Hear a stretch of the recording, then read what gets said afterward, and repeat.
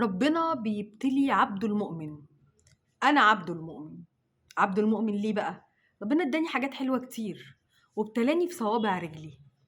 عقل تلاقي، بظابيس تلاقي، الصباع قد صباع المحشي، صباع حلو كده قد صباع ايدي كده، تحسي انه بالضافر كمان اللي انا مركباه. ف قضاء ربنا وقدره.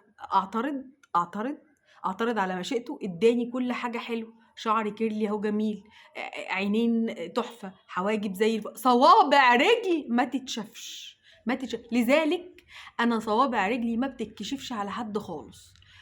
رقعت روتين يا بت لتنظيف وبديكير القدمين. هعمل لك احلى لدرجه ان انا من كتر ما انا يعني اول مره في حياتي رجلي تتكشف للنور، اول مره رجلي تشوف الشمس.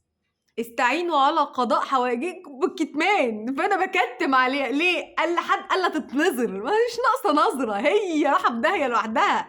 فلو حضرتك هتتفرجي على الريفيو ما اسمعش اي كومنت خالص على رجلي. انا عارفه هي معرقبه، صوابعي طويله، فيها كلاليل من كتر ما انا كاتماها طبعا، لان انا طول الوقت شوزات وبعدين انا اصلا مقاسي 41، فهو مش 41، المفروض داخل على ال 42 لان انا طويله، فطبعا ربنا حباني برجل طويله قد كده اهو. فانا اصلا مقاسي 41 ونص، ده مش موجود في مصر اصلا. فلما الكوتشيهات بجيبها من بره بتبقى مناسبه لرجلي، لما بجيبها من هنا اجارك الله الكالو في رجلي بيبقى قد كده اهو. فانا راضيه بقضاء ربنا وقدره، واعتراضكم ملوش اي معنى غير ان انتوا هتاخدوا بلوك على الصفحه. بلوك بلوك بلوك بلوك بلوك. وهقول ده بيعيبوا على خلقة ربنا، ده بصوا العالم المفترية، هجرسكم وهفضحكم. فأنا بقول لكم بلاش تعملوا كده. ليه؟ عشان نفسيتي، عشان نفسي أنا أصلا متأثرة خلق، ما بحبش حد يتنمر على رجلي أصلا. لكن إنها تتشاف بالعين المجردة ده أذى ليك وأذى ليها.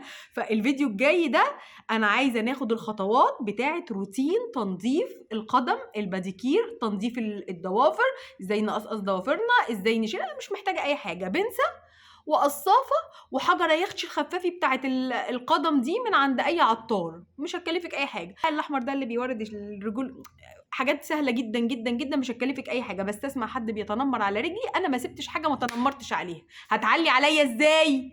كل اللي تقدري تعمليه في الفيديو ده انك تدوسي لايك وتقولي لي يعني ايه ان شاء الله رجلك تحلو يا ايفو، رجلك تلظلظ زي ما هي. انفخ، في ناس بتنفخ شفايفها، ناس تنفخ خدودها، اروح انفخ صوابع رجلك منها معرقبه؟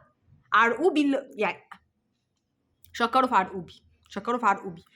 دوسوا لايك وشير للفيديو ده لو عجبكم او ما عجبكمش. ليه؟ لان انا اظهرت لك رجلي اللي انا خافياها عن الكوكب كله، ده سر من اسراري الدفينه، فكوني ان انا طلعته لك فانت يا بنت عزيزه عليا يا بنت، ده انا مضحيه تضحيه جامده.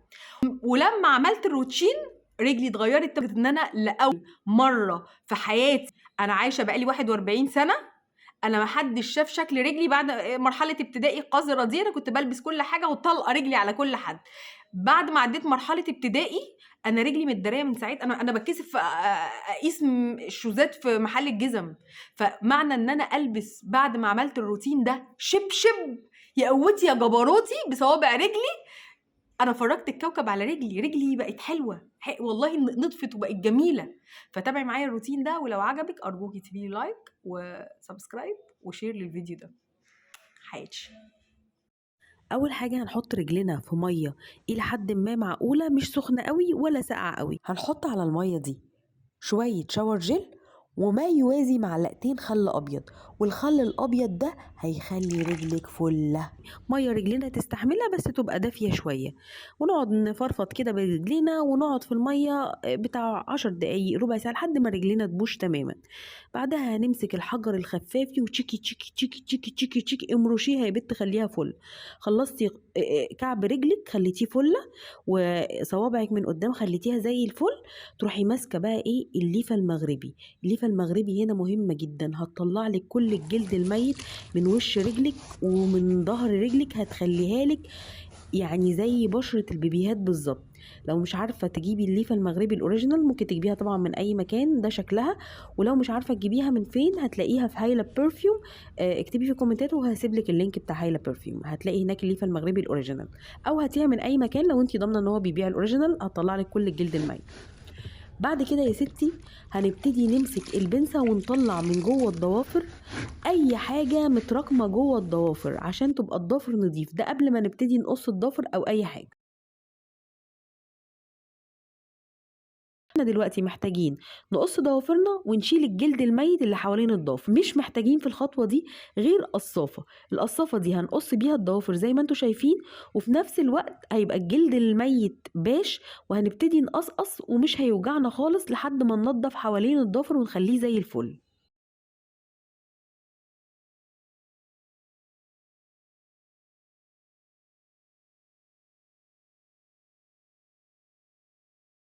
هتجيبي من اي عطار عكر فاسي وتحطيه على نقطة فازلين، وبرده كعب رجلك هتحطي فيه، وخلاص على كده يبقى انت كده ورطتي. الخطوة الاهم على الاطلاق، هتجيبي كمية كبيرة جدا جدا من الفازلين، وهتملي رجلك من تحت ومن فوق، صوابع رجلك وكل حاجة، وهتروحي لابسة كيس في رجلك، تمام، وهتروحي لابسة فوق الكيس شراب، وهتنامي بالقمطة دي لحد تاني يوم.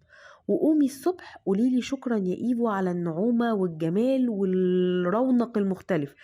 البقالير راحت يا بت، بقولك لبست شبشب وانطلقت في الفراغ في الفضاء، انا انطلقت في الفضاء. اظن يا بت انا مخبتش عليكي حاجه، كل اسراري وقذوراتي قلتها لك. تمام، تعملي لايك للفيديو ده، تقولي بنحبك يا ايفو، رجلك زي الفل يا ايفو، ايه الجمال والحلاوه، شيء ايه الريحه، بصي حلاوه، بصي اهو بتحنجل بالشبشب، شايفه الشبشب، شايفه ايه رايك في الشبشب بذمتك؟ والله جايباه ب 60 جنيه، يبقى 65 جنيه من الزيتون من على فرشه في الارض، حاجه صارفه ومكلفه. والاول مره في تاريخ البشريه ايفو تلبس شبشب وتنطلق، وكأن رجلها دي رجلين مارلين مونرو يا بت، ولا عرقوب ولا كلكوعه ولا كلاليل ولا اي حاجه. انا فقدت الذاكره، انا حاسه ان رجلي حلوه، انا انسوا كل الكلام اللي قلته في الاول، انا بعد كده رجلي دي رمز للاغراء، صوابعي بكلوهاتي هتغري البشر كلها، هطلقها على كل الكون.